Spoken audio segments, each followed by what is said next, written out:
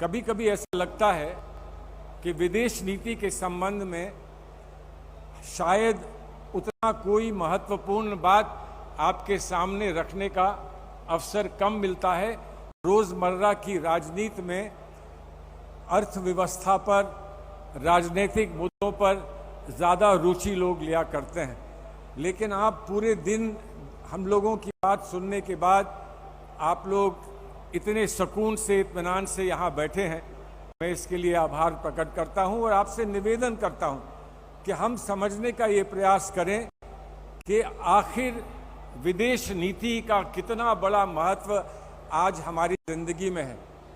चाहे हम राजनीतिक बात कर रहे हों या फिर हम अर्थव्यवस्था के संबंध में बात कर रहे हों, हम विश्व से अलग होकर बात नहीं कर सकते।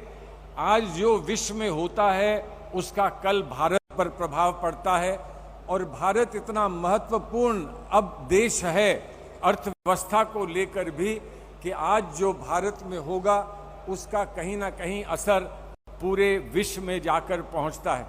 और फिर हमारी कड़ियां सब जगह जुड़ी हैं। आप जानते हैं प्रवासी भारतीय कितना महत्वपूर्ण उनका योगदान पूरे विश्व में अब है। जगह जगह बहुत उच्च स्थानों पर वो पहुंच चुके हैं और कहीं ना कहीं वो सहानुभूति अपने देश के साथ रखते हैं, जिस देश में वो पैदा हुए या जिस देश में उनके पूर्वज पैदा हुए। हमारे भारतवर्ष के लिए कुछ सहानुभूति वो भी रखते हैं और इसलिए हम जो करते हैं, हमारे देश में जो होता है उसको वो लोग बड़े गौर से देखते हैं और हमारे यहाँ कार्य प्रणाली को देखकर वो भी अपने निर्णय लेते हैं और वो हमारे लिए सहानुभूति बढ़ाते हैं या घट जाती है, ऐसा देखने को मिलता है। आज एक प्रश्न आया, बहुत दिन से हमारे भारतवर्ष में जब से ये भारतीय जनता पार्टी की सरकार आई तब से अंकुश लगाने के प्रयास हो रहे थे कि मीडिया पर अंकुश लगाया जाए, मीडिया पर स्वतः अपनी बात कहने का जो अधिकार है उस पर कहीं ना कहीं रोक लगाई जाए। ये चलता रहा, बहुत दिन से चलता था। हम लोग इसकी शिकायत करते थे, आप लोग निकलकर सड़कों पर भी आते थे, लेकिन हमें इसमें बहुत ज़्यादा कामयाबी, सफलता प्राप्त नहीं हो रही थी और लोगों ने ये कहना शुरू किया ये तो गोदी मीडिया है और गोदी मीडिया से आप किस तरह से प्रभावशाली रूप से अपनी बात कह पाएंगे या उनको आप कन्विंस कर पाएंगे कि वो अपने बंधन को तोड़ें।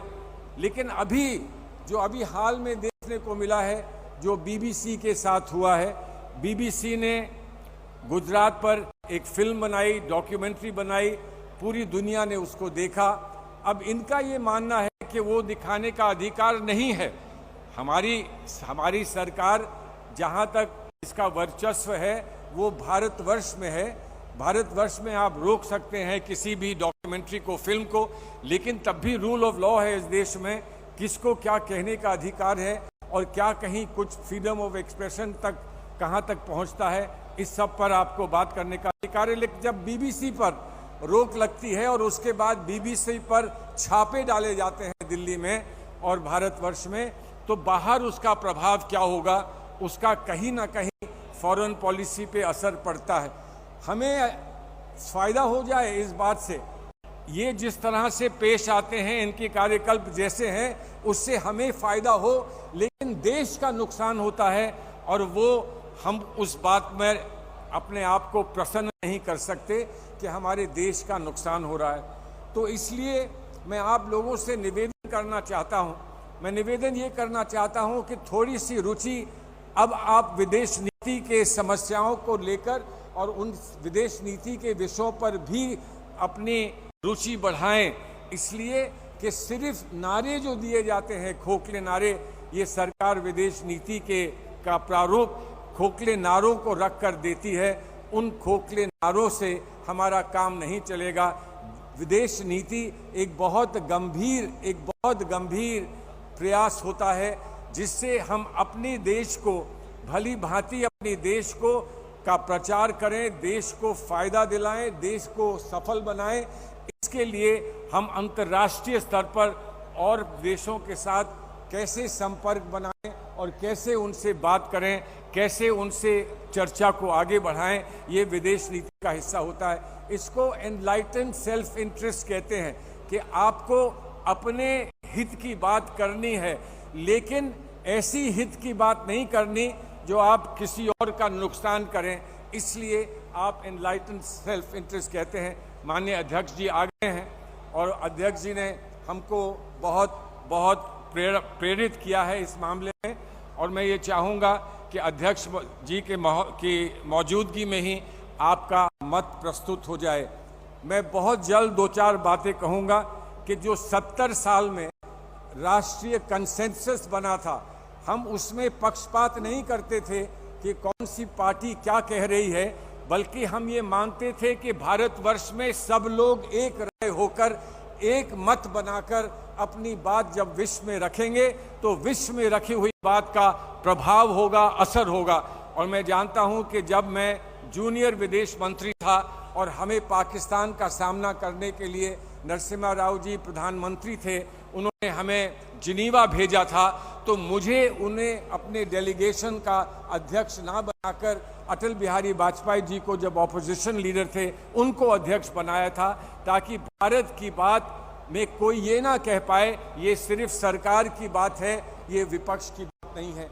लेकिन आप जानते हैं कि आज देखने को ऐसा मिल नहीं रहा है। भारत की विदेश नीति जो मैंने कहा कंसेंसस पर बेस्ड है, उसमें जो बहुत बहुत प्रभावशाली बिंदु हैं वो हैं मैत्रिता, करुणा, सत्य और वासुदेव कुटुंबकम। हम पूरे विश्व को एक परिवार मानते हैं। इसी स्तर में हमने हर स्तर पर अंतर्राष्ट्रीय संधियों को मजबूत करने का प्रयास किया। राजीव गांधी जी ने यहाँ तक कहा कि पूरे विश्व को हम परमाणु शक्ति बल की जो प्रतियोगिता है उसको हम रोक सकें। आज हमको कष्ट होता है जब हम सुनते हैं कि जो न्यूक्लियर जो ट्रीटीज थी उसमें रूस ने स्वतः ये निर्णय लिया कि हम न्यूक्लियर ट्रीटी से विड्रॉ करेंगे, क्योंकि यूक्रेन में अमेरिका हमारा साथ नहीं दे पा रहा है या अमेरिका हमारा विरोध कर रहा है। चीन का एक विषय है जो बड़ा महत्वपूर्ण है। अध्यक्ष जी ने चीन के विषय पर अपनी बात कही, हमको प्रेरित किया, हमको रास्ता दिखाया।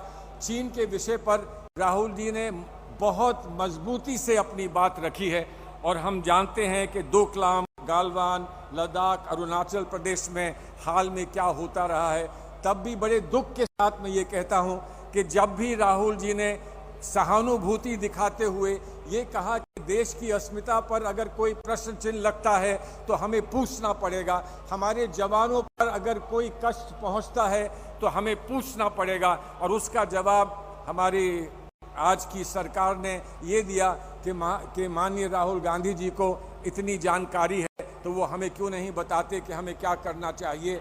और फिर ये फौज क्या सरकार ने भेजी थी या माननीय राहुल गांधी जी ने भेजी थी? फौज किसी ने भेजी हो, सरकार ही फौज भेजती है, लेकिन फौज किस मजबूती से लड़कर अपना काम करके दिखाएगी, इसमें विपक्ष खड़े होकर साथ देना चाहता है।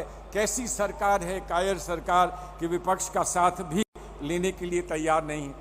अंतर्राष्ट्रीय नीति में बहुत सारी बातें होती हैं, जहां इंस्टीट्यूशंस होते हैं जैसे ऑक्सफैम है, ग्रीन पीस है, एमनेस्टी है, जिनमें कभी हमको कुंठा का विषय हो, लेकिन वो बहुत मदद करते हैं, जगह जगह मदद करते हैं। जब भी कोई आपत्ति आती है तो वो मदद करते हैं। वहाँ पर उनके साथ जो इस समय बर्ताव हो रहा है उसकी हम निंदा करते हैं। मैं आपको एक बात बताना चाहता हूँ कि जो हमारी पॉलिसी चीन के साथ है उस पर मैंने कहा कि हमें आज तक बताया नहीं गया कि क्या स्पष्ट नीति है।